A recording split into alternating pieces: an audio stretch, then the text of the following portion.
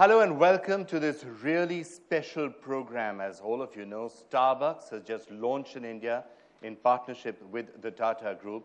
And we are now really privileged to have sitting with us Mr. Howard Schultz, who's the Chairman, President, and CEO of Starbucks, and also an honor to have Mr. Ratan Tata, who's the Chairman, of course, of the Tata Group, both sitting with us here.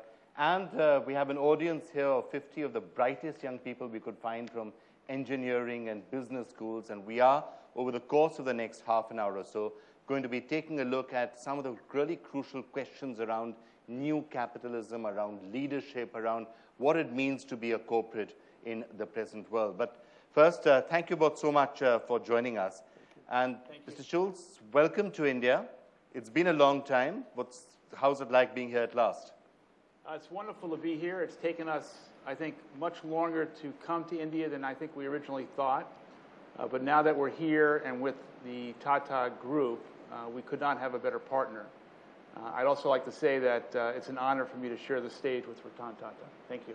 Thank you, Howard.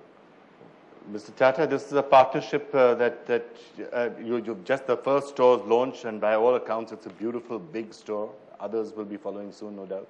Yeah, I'm very proud of this partnership because I think Howard Schultz shares many of the same values that we consider important, apart from the business issue. And I think in human chemistry and in giving to the customer, there's a richness in this partnership which you don't often see. So I feel very proud of being a part of this and very proud to be a partner of Starbucks. Is that relationship something that is very important to you, the fact that you share certain common DNA? Or is that something that you were looking for? Yes, it was. I think Starbucks has been fortunate enough to now do business in 60 countries.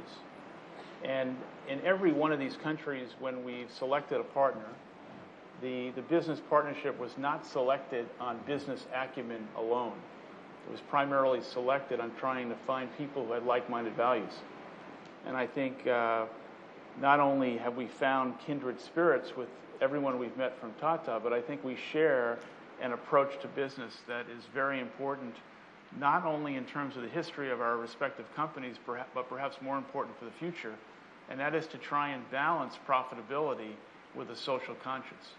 I think it's more critical today than ever before because the world needs a deep sense of humanity.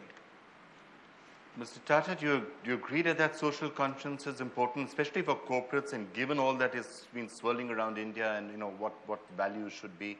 Is that something that corporates should really keep an eye on? Oh yes, I think we've lived by that mandate over the years, and I just think it's very refreshing to see a major successful corporation like Starbucks making that such an important part of their business DNA or their cultural DNA, and I think it's something that often you don't see, and it's not being done for publicity. It's being done for the satisfaction of having it happen.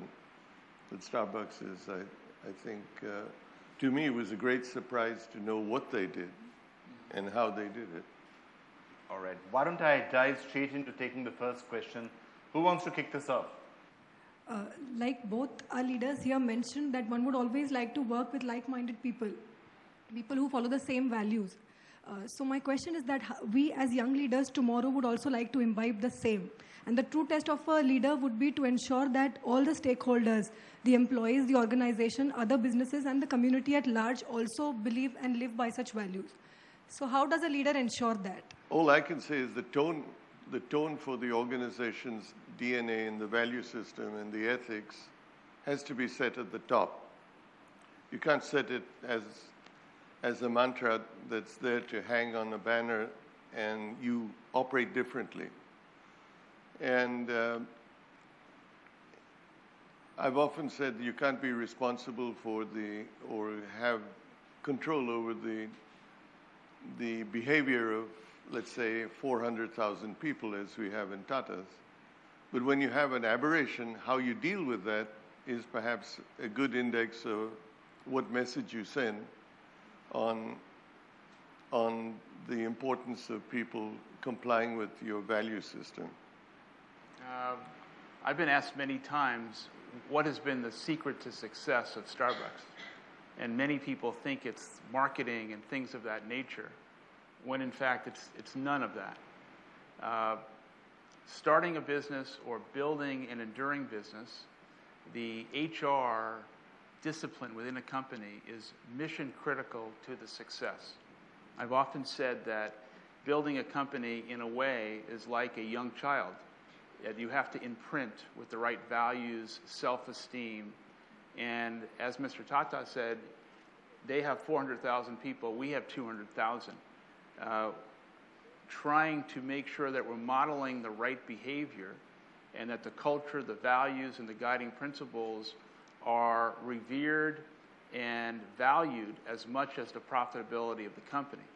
What I would also say is that I don't believe you can create long-term value for the shareholder unless you're linking long-term value for the employee. And I think if you don't do that, success will be very short-lived.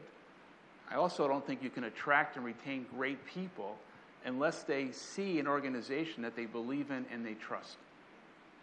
Mr. Tata, if I could just ask a follow-up question to what you said. Here, right now in India, there's a lot of attention focused on issues like corruption, and a lot of people sometimes ask that we don't have a choice but to pay a bribe, but to follow certain practices. That's what it takes to do business in India. Would you agree with that? I definitely feel that if everybody takes a view that that's what you have to do business, we're endorsing corruption. We have fought against that. We have, as I've often said, we have lost sometimes, we have been disadvantaged, but it's great to go home at night and say, I didn't succumb. So it's not, and I don't say that we have been mauled. We've done pretty well ourselves.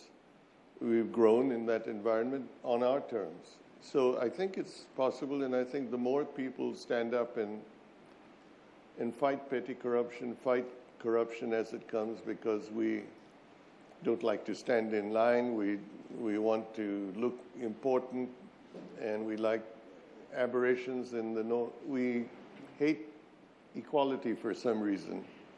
And I think people should endure a sense of all people being equal and should not mind doing whatever one has to do, but that you get what you deserve to get without being subjected to a corrupt practice.